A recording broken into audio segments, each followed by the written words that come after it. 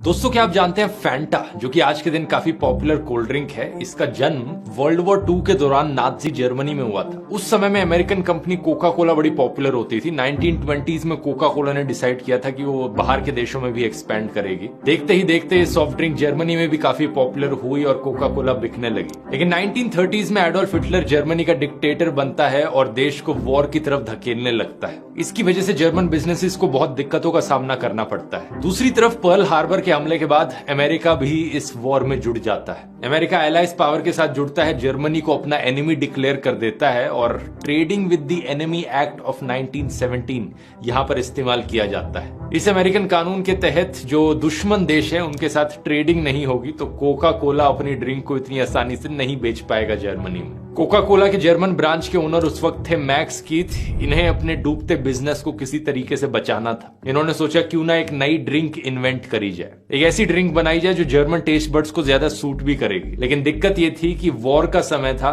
Ration की कमी पड़ रही थी, तो जिन इंग्रेडिएंट्स का यूज किया जा सकता था वो सिर्फ बचे कुछ इंग्रेडिएंट्स थे बाकी इंडस्ट्रीज के, जैसे apple fibres, fruit shavings, pulp, beet sugar, cheese के बाय प्रोडक्ट वीट, चीज का बाय प्रोडक्ट वे। तो इन्हीं सारे बचे कुछ इंग्रेडिएंट्स का इस्तेमाल करके एक नई ड्रिंक बनाई गई उस समय में। और जब नाम डिसाइड करने का टाइम आया तो कीथ ने अपनी टीम से पूछा कि अपनी इमेजिनेशन का इस्तेमाल करो। उनकी